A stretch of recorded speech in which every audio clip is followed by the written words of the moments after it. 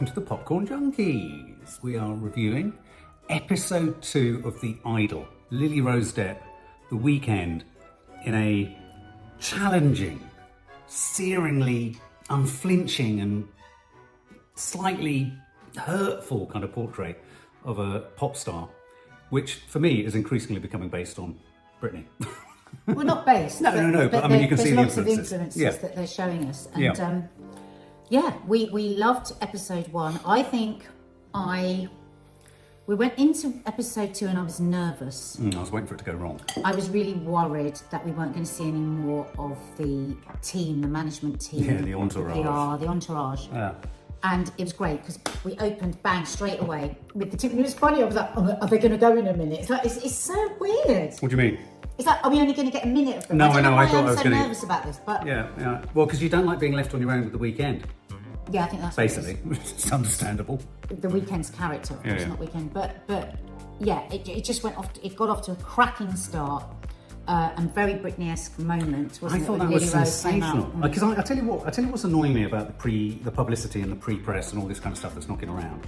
And it's the way, and this is what's really damaging when this sort of, reviewing happens prior to something actually landing. Lily Rose Depp this week has done an interview saying it's interesting that people have such strong opinions on a series that has an arc across a series when they've only seen 2 episodes. They only screened 2, as I understand it, at the Cannes Film Festival. But how many people are having opinions on this and they've not seen it? I know, but they've not even seen episode 1. This is about jealousy. It is totally about jealousy. She is exquisitely beautiful. It's so frustrating. She has lived this life, the movie star life, which, isn't easy. Being a movie star. I mean, we're huge Johnny Depp fans, but, he's had his problems, he's had his issues. And people, I don't know, so often people think if you come from a talented star, you are not going to have any talent.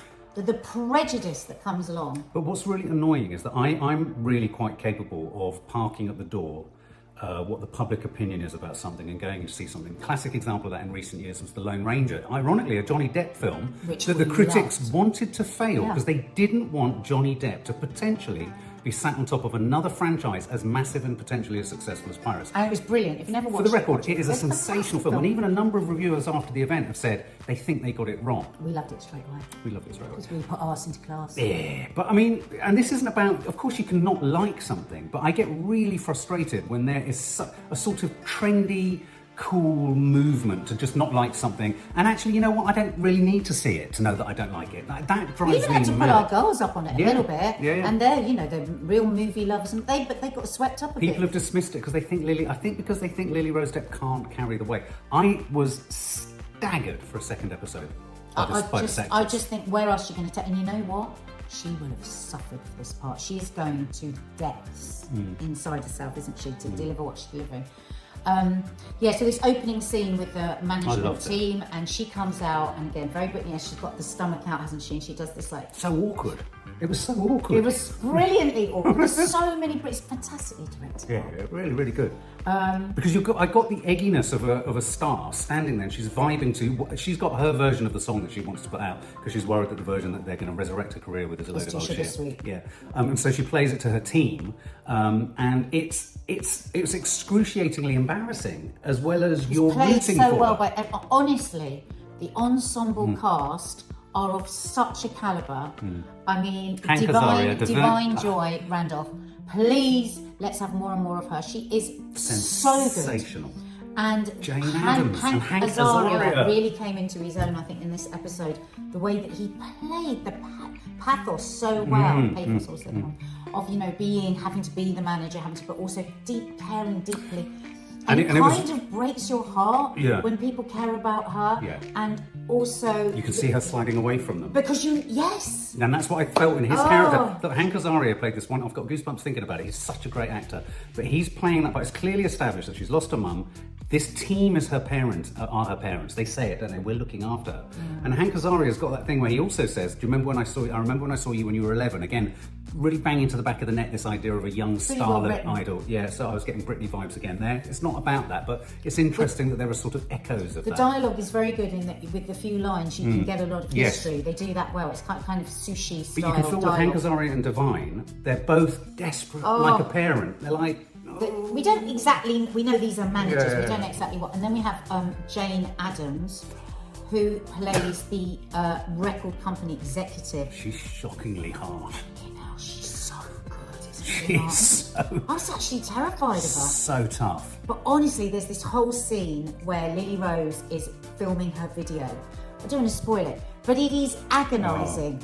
Spiritually, physically, you feel the pain.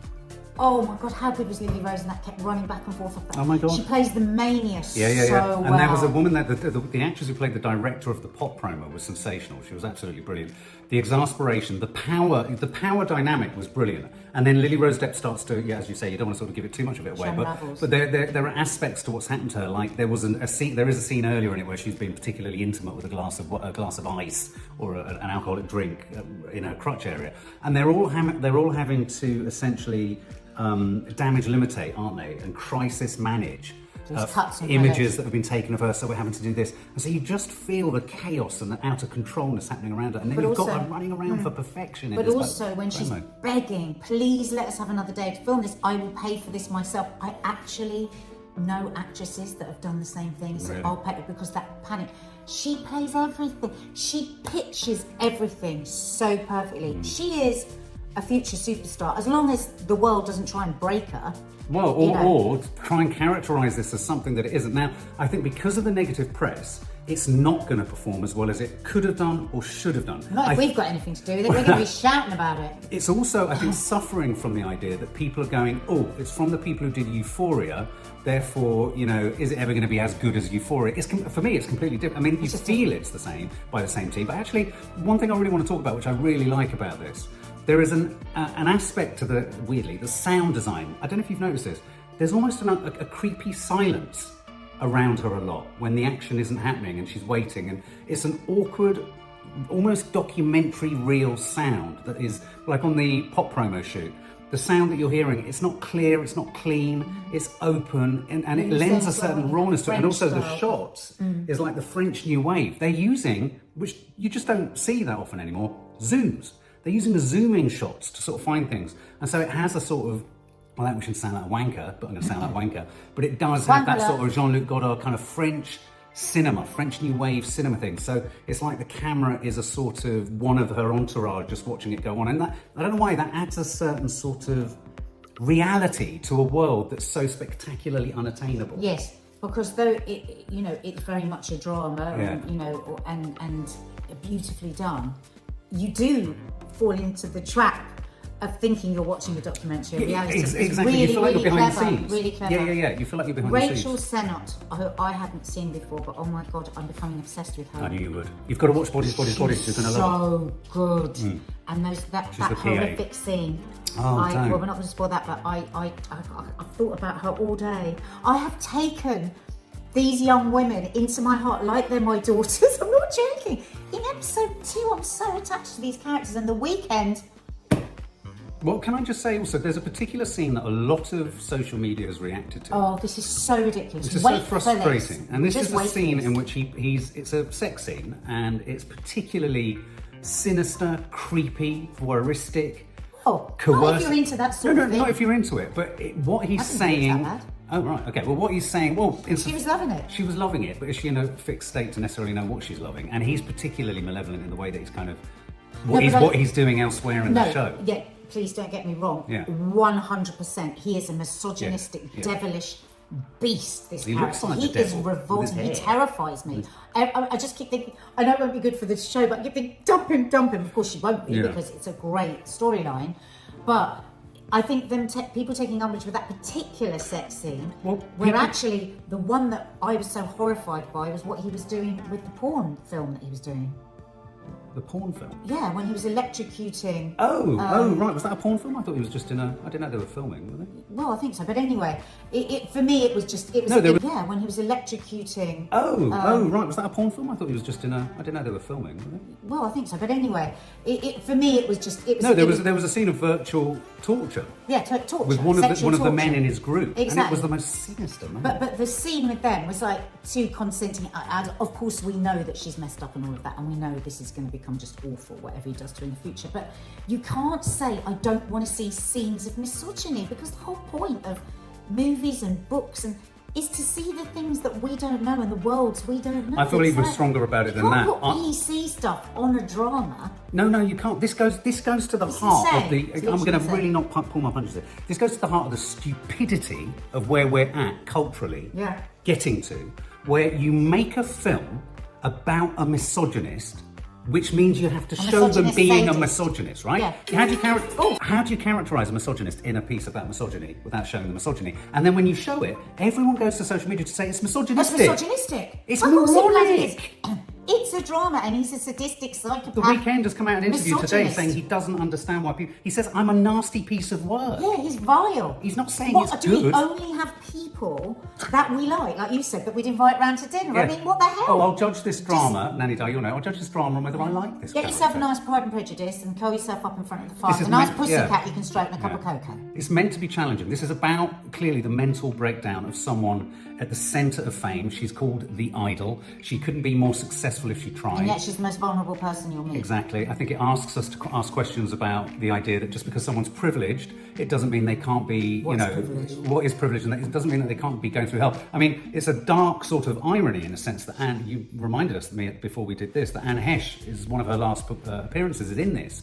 And of course, she was someone who herself was absolutely, whose life came to a crunching end due to a mental health crisis. Just because you're famous, just because you have money, doesn't mean you don't feel these things. God. And, I think that's where the casting of Lily Rose Depp is even clever on that level.